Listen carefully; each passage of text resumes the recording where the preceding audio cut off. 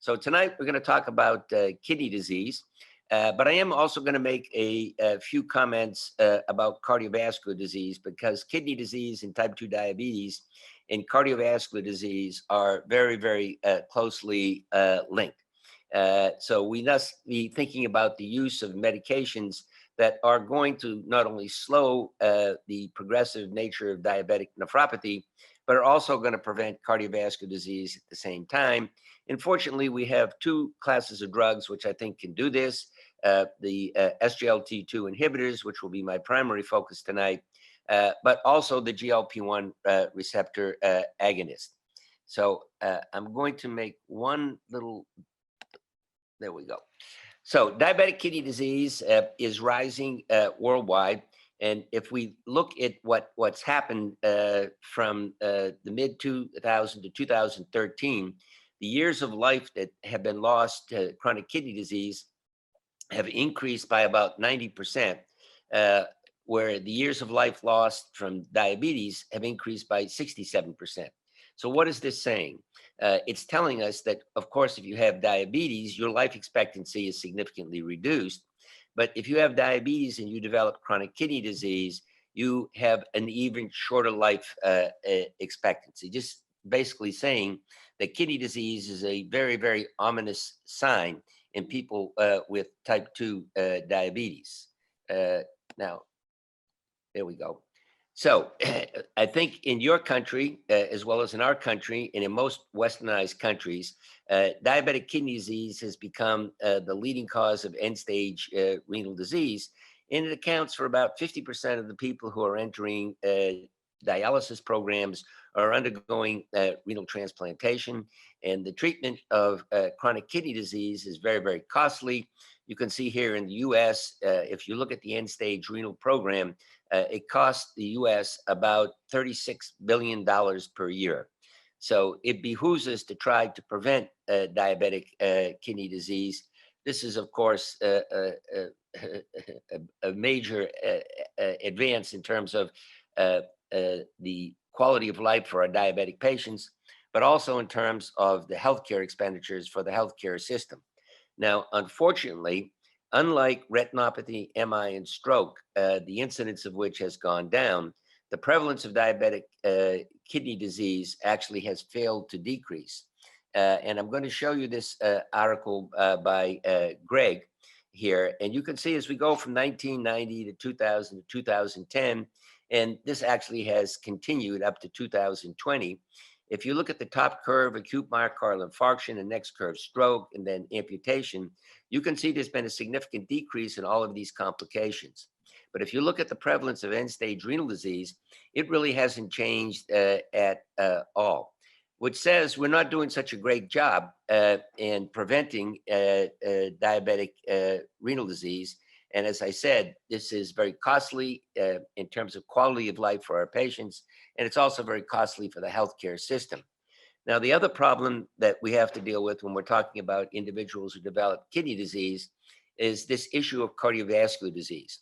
So when you see a diabetic patient, about 2/3 of them already have subclinical disease, and some 15 to 20% of them have clinically manifest cardiovascular disease. And what kills our patients are not the microvascular complications, but the macrovascular complications. So 70 to 80% of the mortality in type 2 diabetes is related to cardiovascular disease. And unfortunately, the cardiovascular disease occurs much earlier in diabetic than in non-diabetic patients, some 15 years earlier.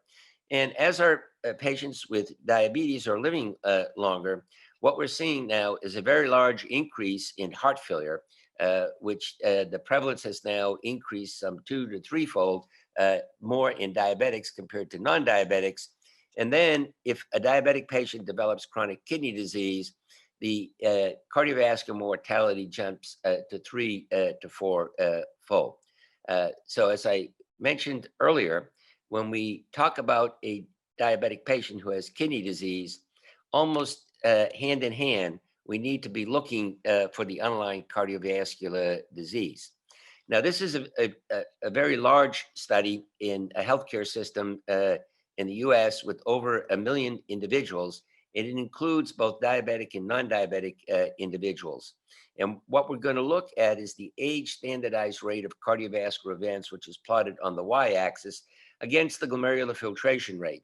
And there are both diabetics and non-diabetics included in this study, and it really doesn't make any difference whether you look at the diabetics or non-diabetics. What I'm going to take you through is virtually identical. So if you look at the yellow bar to the far left, these are people who have a GFR above 60 ml per minute per 1.73 meters squared. And you can see that the prevalence, so this is per 1,000 person years, is low. It's about 2. But now as we go from left to right, and we go to a GFR 45 to 59, and then 30 to 44, etc. And now you have a GFR, it's less than 15 to the far right. You can see this 18-fold increase in cardiovascular events. So in people who develop kidney disease, cardiovascular disease becomes really the major cause of underlying mortality. So we need to be aggressive in treating both the renal disease as well as the cardiovascular disease. Now, this is a slide which depicts the natural history of diabetic nephropathy, which I made some 30 years ago, and I can tell you that it really has withstood the test of time. So let's start to the far left and look at time 0. This is a patient who now presents with you, and they have now been diagnosed initially as having diabetes. If you measure the GFR, it's 150, looks pretty good. Creatinine is 0.8, BUN is 1. So this looks to be normal. However, this study actually was done in Scandinavia, and these people actually did biopsies in individuals who had a strong family history of diabetes, and they then followed them for some 3 years. But let's go now back up in time, 3 years earlier. You look, the GFR is 120, creatinine's 1, serum urea nitrate's 15. So these people now, and they develop diabetes, are what we refer to as hyperfiltering. And the cause of the hyperfiltration, which we'll discuss in some detail, is an increase in intraglomerular pressure. Now, if we continue to follow this person with time, and you go now 3 years later, you can see the GFR looks pretty good. But if you were to do a kidney biopsy, and in this study, in fact, they did do sequential kidney biopsies, you can see, this is actually my hand-drawn glomerulus. This black material, this is the glomerular sclerosis, the increase in mesangial matrix material. So even though the hyperfiltration persists, the kidney damage is taking place. You just can't pick it up because we don't routinely do kidney biopsies in our patients. And now we start to follow these people with time, and there's a very long silent period. Now, the first clue that something's gone wrong is some 15 years later. And at this time, you can see here's the onset of proteinuria. Now, this person is in big trouble because if you look at the GFR, you can see it's now decreased significantly. And within 5 years, there's a halving of the glomerular filtration rate. And on the bottom, you can see here marked progression of diabetic histologic changes. And within 4 years, these people now are on dialysis or need a renal transplant.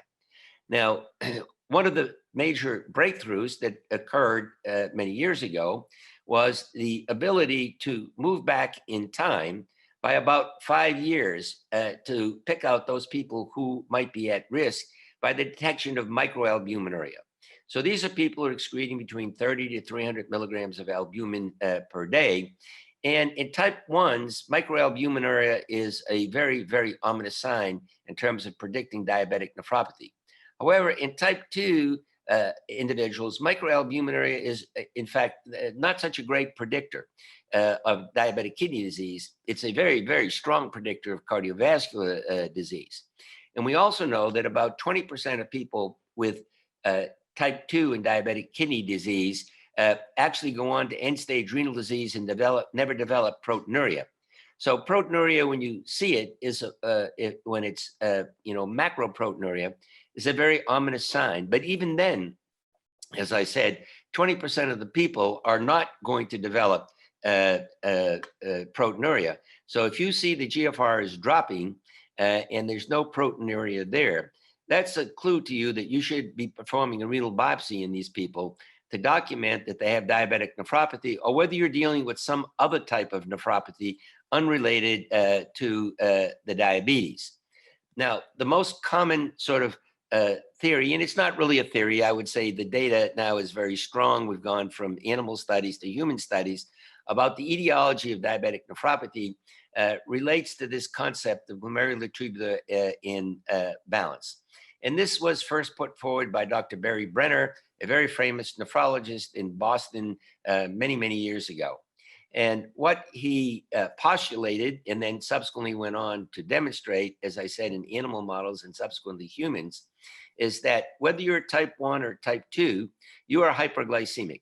So you filter more glucose. Now, in the proximal tubule, that glucose is reabsorbed by sodium, primarily by the SGLT2 transporter.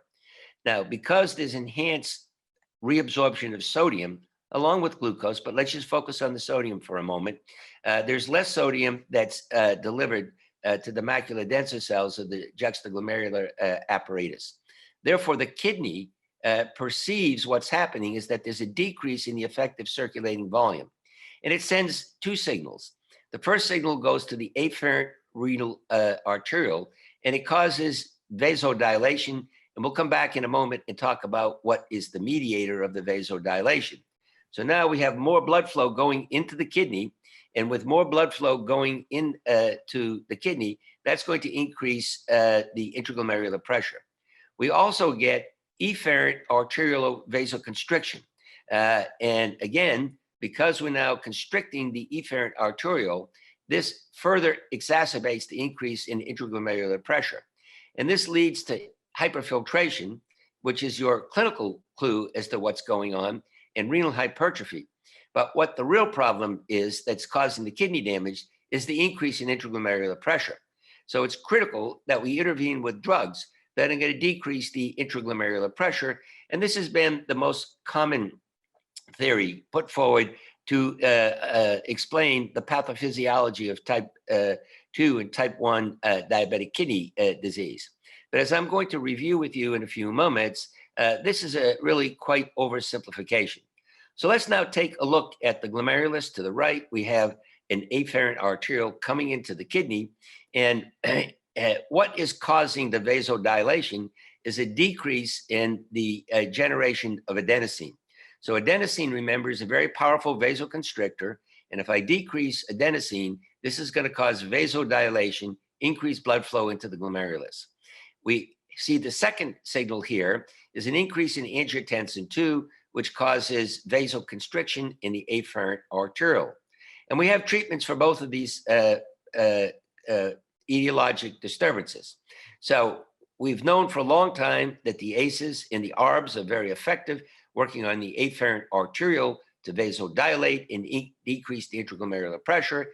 And we now know, and I'll take you through this in a few moments, is that the SGLT2 inhibitors increase adenosine formation and cause vasoconstriction in the afferent arteriole, decreasing renal plasma flow in the intraglomerular pressure.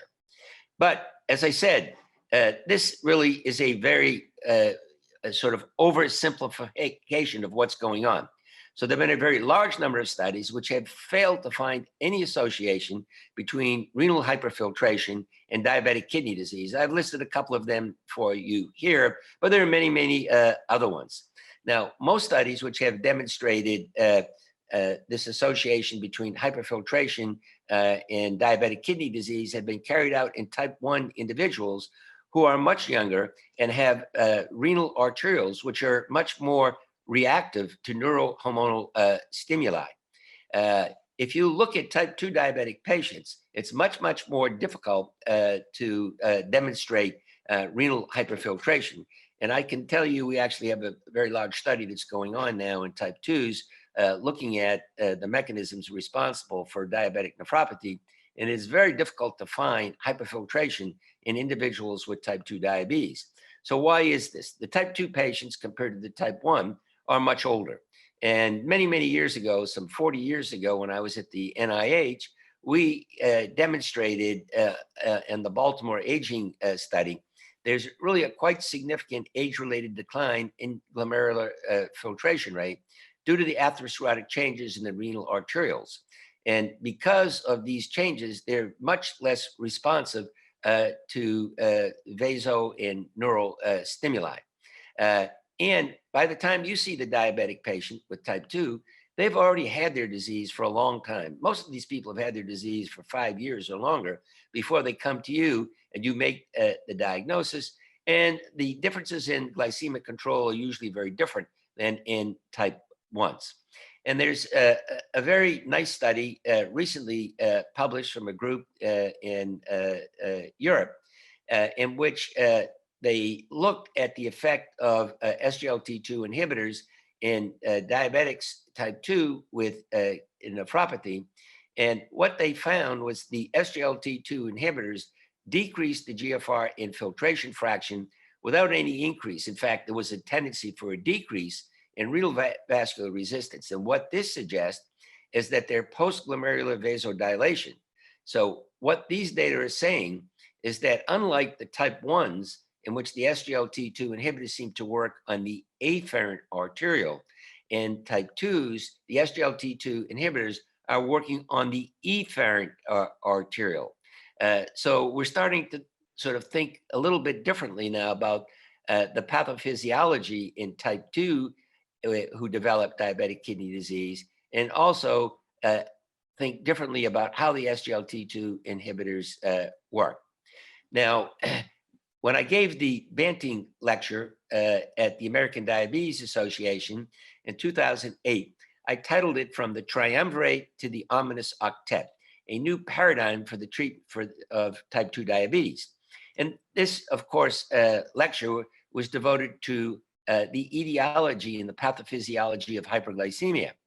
So what I'm now going to tell you is there's an ominous octet for diabetic nephropathy. And it's not so simple as we thought. And if you would like to read about this, this review article is online in Nature Nephrology. And if you want an in-depth review with probably too many references that you want to read, you can look at this. So I just told you that still this deranged tubular glomerular feedback is clearly playing an important role, but it's not playing the only role.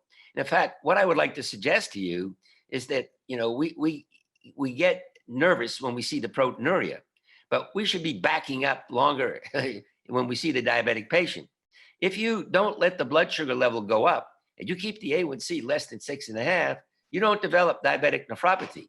So, you know, why don't we treat these people more aggressively, okay? And if we did, not only we would prevent diabetic kidney disease, we would prevent diabetic retinopathy and neuropathy. Now, once the patient starts to develop diabetic kidney disease, the one factor which accelerates the diabetic nephropathy more than any other factor is hypertension. So strict blood pressure control is critical in people with diabetic kidney disease, be they type 2 or type 1. And strict blood pressure control means less than 120/80, not 130/85. We also know that the kidney is hypoxic. So in the proximal tubule, you're filtering more glucose and along with it sodium. And you're reabsorbing that glucose and sodium by the sodium potassium ATPase pump. Now that sodium, which is now reabsorbed into the proximal tubule cells, needs to be pumped out. And that sodium potassium ATPase requires energy. It means requires oxygen. And so there's a big demand in terms of oxygen need in the kidney. And even though there's an increase in renal plasma flow, it's not sufficient to offset the increased demand. And this hypoxia leads to inflammation, generation of reactive oxygen species, leading to damage to the kidney. We also know that there is marked damage to the podocytes. So what are the podocytes? You know, you've probably forgotten them from, you know, your medical school days, but the podocytes, they sit on the glomerular basement membrane, and with their foot processes, they prevent the albumin from leaking into Bowman's capsule. Now, when you damage the podocytes, therefore, the albumin leaks into the glomerulus, and albumin in the glomerulus is very, very toxic. and it causes glomerulosclerosis. Albumin in the tubules is very toxic and causes interstitial nephritis. We also now know that lipotoxicity in obesity is playing a very important role in diabetic nephropathy. So this has been known for some period of time in the nephrology literature. So there are people who are markedly obese who develop the nephrotic syndrome, reduced glomerular filtration rate, heavy proteinuria. You get them to lose weight in the nephrotic syndrome, and the histologic damage, the glomerulosclerosis, resolves. Now, the majority of our diabetic patients that we see are overweight. And now there's very, very good evidence that there's an increase in fat in all structures within the kidney. So the mesangial cells, the tubular cells, the glomerular cells, there's an increase in fat, and fat within these cells causes inflammation. So weight loss and drugs that decrease body weight are very, very important. We also know that in addition to this obesity link, we call fatty kidney disease, that the tubules also undergo hypertrophy, and they release growth factors which cause hypertrophy of the glomerulus. And as the glomerulus hypertrophies, the pressure within the glomerulus is proportional to the radius. So as the radius increases, this is a self-sustaining cause of the increase in intraglomerular pressure. And we also know that there are very strong genetic influence in the development of diabetic kidney disease, although the precise genes which contribute to this genetic predisposition, in my opinion, have yet to be identified. So when we start to think about treating diabetic nephropathy, if we got 8 problems to deal with, there is no one drug that's going to correct 8 of these problems, okay? So we have the ACEs and the ARBs, and they've been around for a long time, and they're good, but believe me, you still get a lot of people developing diabetic nephropathy, even though they're on ACEs and ARBs. We now have very good data with the SGLT2 inhibitors. Now, there are 2 other classes of drugs, which I'll come back to in a little while. One of the mineralocorticoid receptor antagonist. The study that I'm going to review with you is feninerone, the Fidelio study, but we also have data with spironolactone and some of the older agents. However, the older agents have problems with hyperkalemia and gynecomastia, whereas the non-steroid mineralocorticoid receptor feninerone is largely devoid of problems with hyperkalemia. And I'll also talk a little bit about the GLP-1 receptor agonist. Now, let's take a look at the SGLT2 inhibitors. You can see here in the stars in purple, I've listed known mechanisms by which the SGLT2 inhibitors slow the progression of diabetic kidney disease, and there are 6 of them. So the SGLT2 inhibitors are going to be ideal drugs to help slow the progression of diabetic kidney disease. And we have very good clinical trials, which I'm going to review with you, documenting this really quite conclusively. So let's start with the cardiovascular outcome trials. So there are 3 big ones. So the EMPA-REG outcome was the first study. Then we have Canvas in the DECLARE study.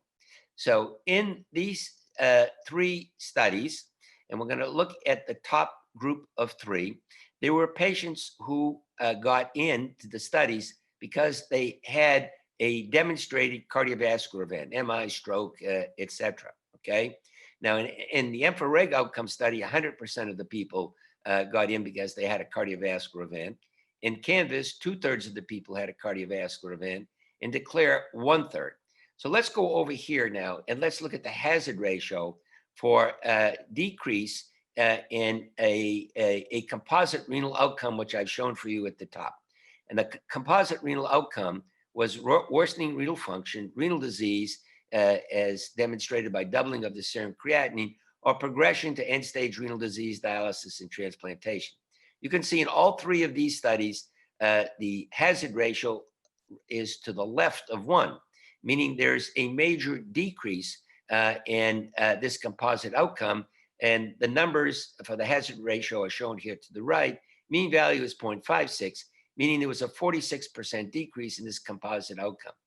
Now, in these studies, at least in two of them, Canvas and Declare, there were people who got in because of multiple risk factors. In the EMPA-REG outcome, as I told you, everybody had a cardiovascular event.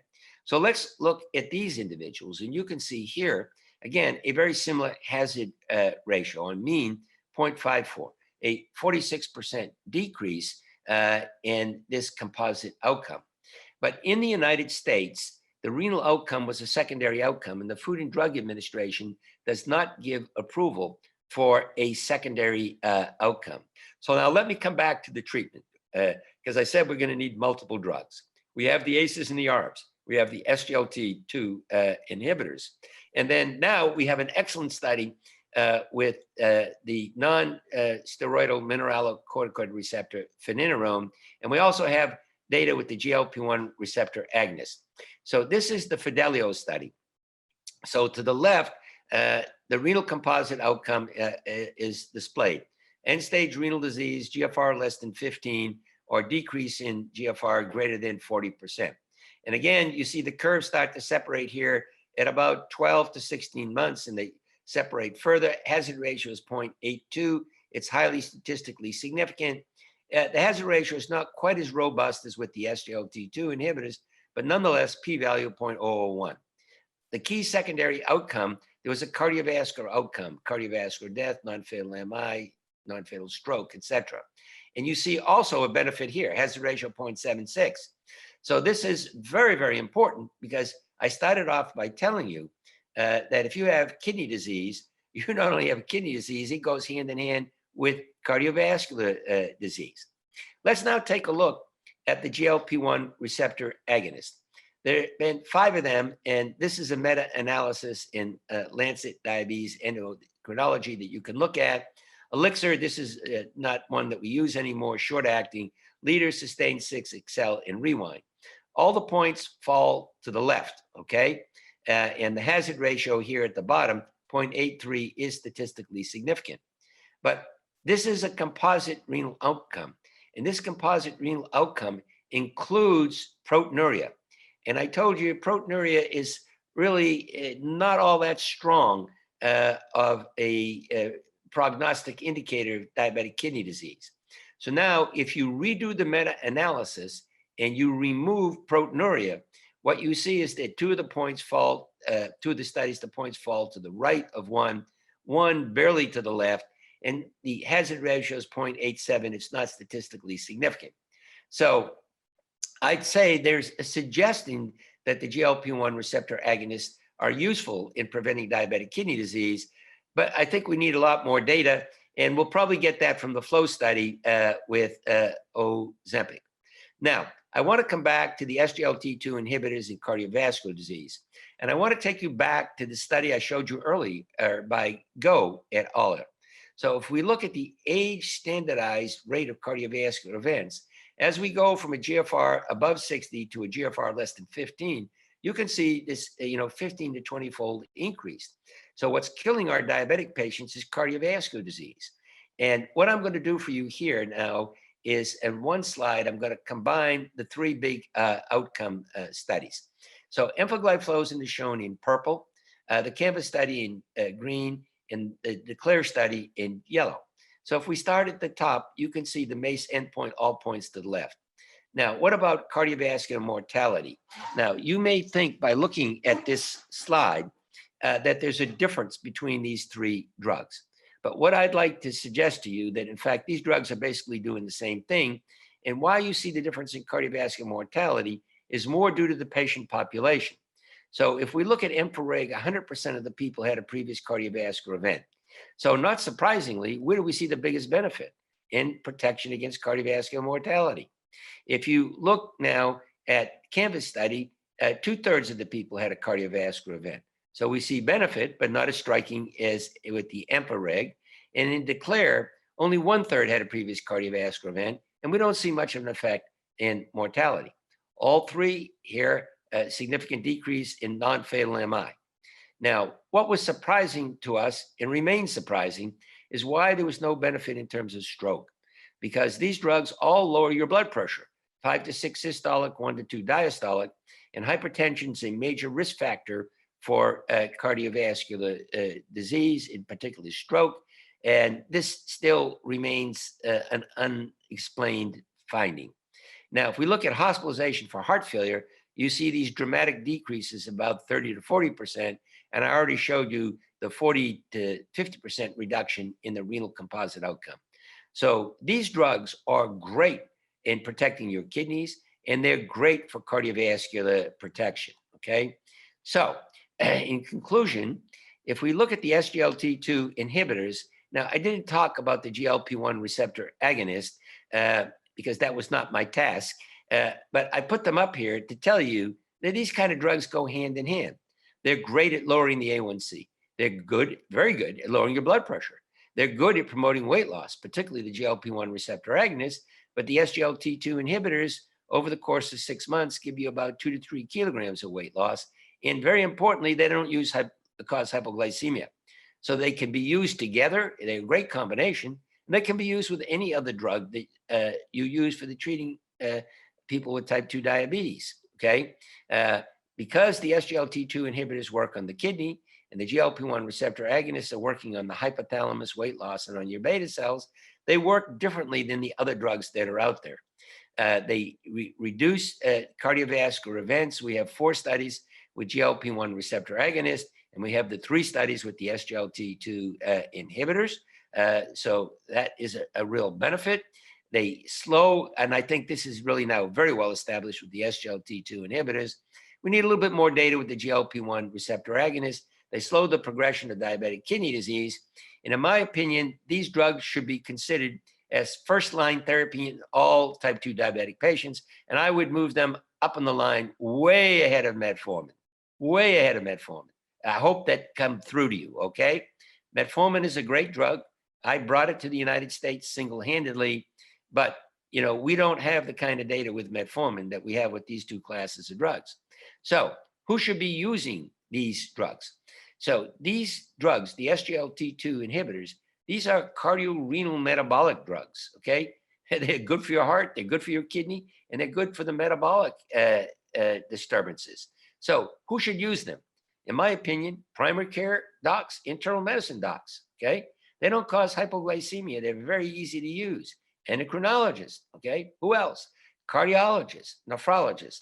So these are really the SGLT2 inhibitors, a fantastic class of drugs with lots of beneficial effects, and in my opinion, should be moved up as first-line drugs, not only in people with underlying renal disease and heart failure and cardiovascular disease, but in diabetics at the time of diagnosis of their diabetes.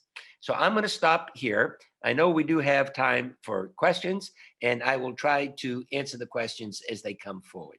And again, thank you very much for allowing me to share with you. Should we use SGLT2 inhibitor to prevent DKD in patients with well-controlled HbA1c without proteinuria? Now, so if you want me to give you a study that demonstrates that they prevent diabetic kidney disease in newly diagnosed diabetics, of course, I cannot give you that study because it's not been done. But I want you to think back to the natural history slide that I showed you.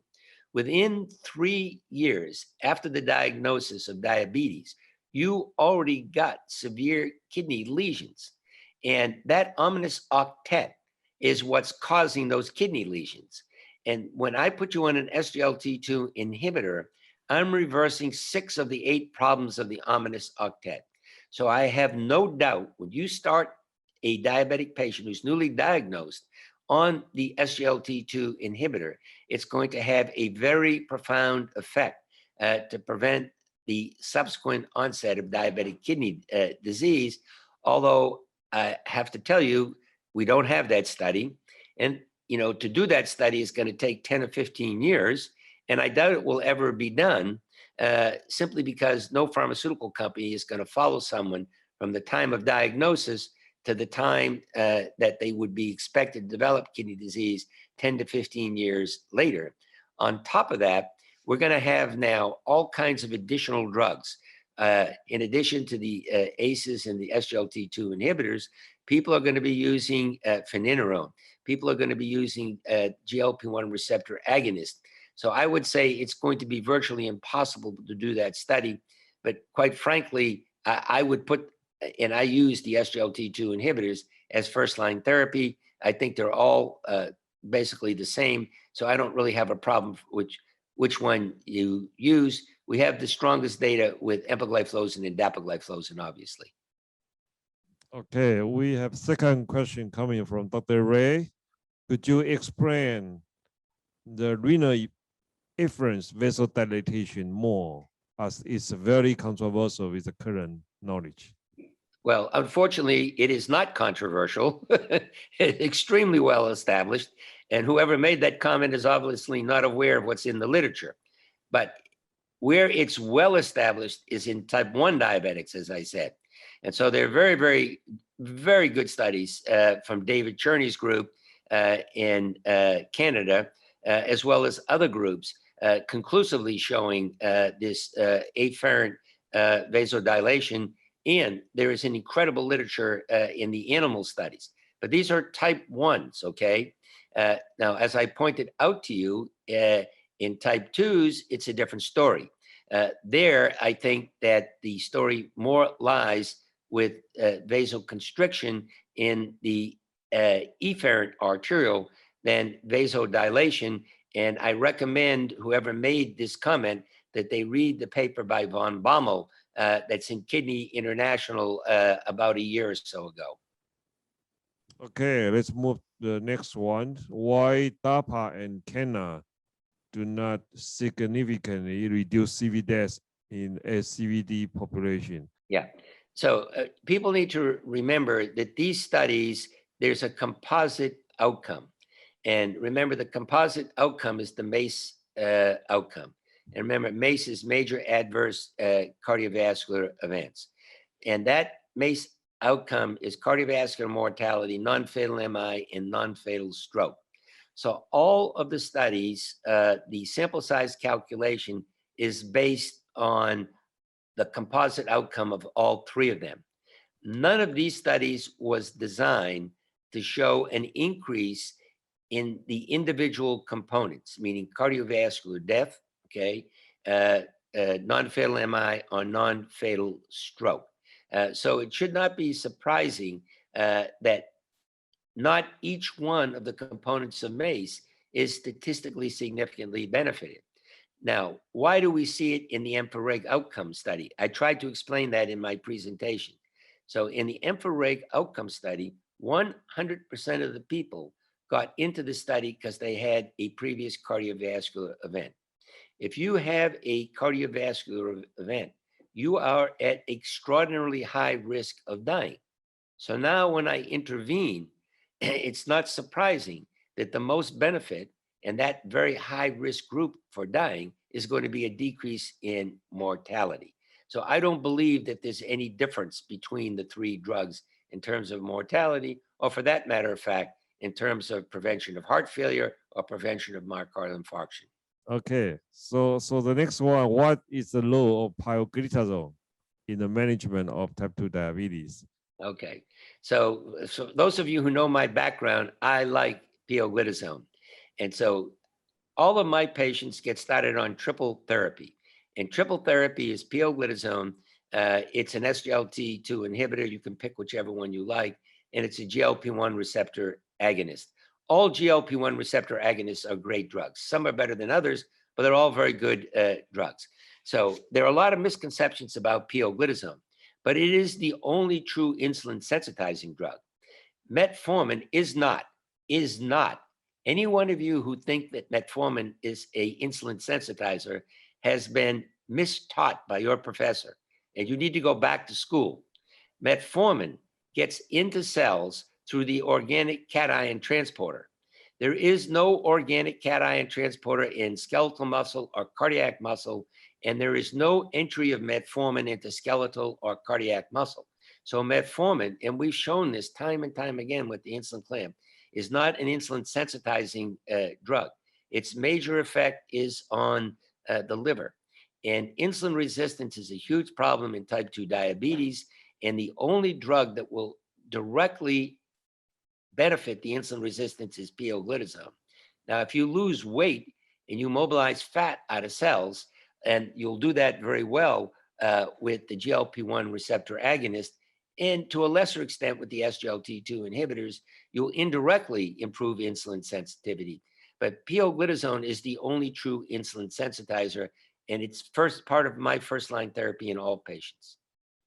Okay, I would like to ask the last one. One message from your speech is the initial drop of EGFR in the new user of SGLT2 inhibitor.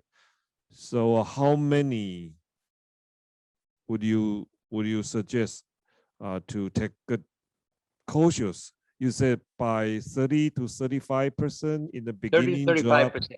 Yeah. And that comes from background, any evidence you pick this? Oh, yes. No, very strong evidence. So I recommend that you go back and you look at the George Bacris paper some 8, 9, 10 years ago. And in the Bacris paper, what they did is they treated people with ACEs and ARBs. And the doses that are used with ACEs and ARBs are markedly underused.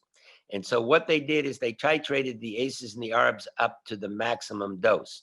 And what they showed is that when you increase the doses of the ACEs and the ARBs, you got much greater reduction in GFR. And in that paper, they showed really quite conclusively that unless the drop was greater than 30 to 35%, the GFR just stabilized.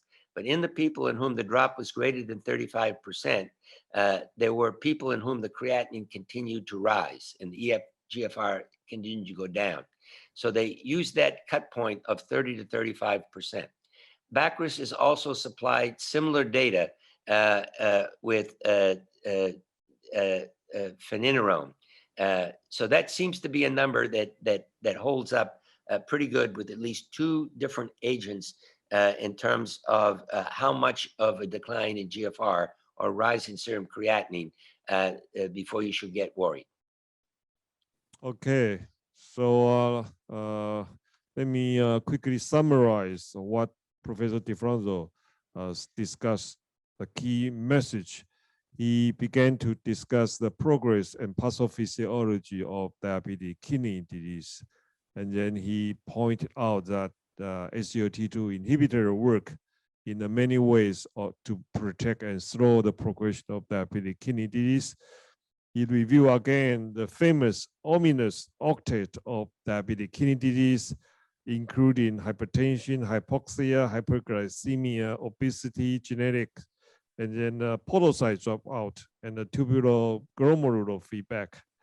He touched the recent publication of the mineralocorticoid receptor antagonist, finerenone, to slow down the progression of diabetic kidney disease.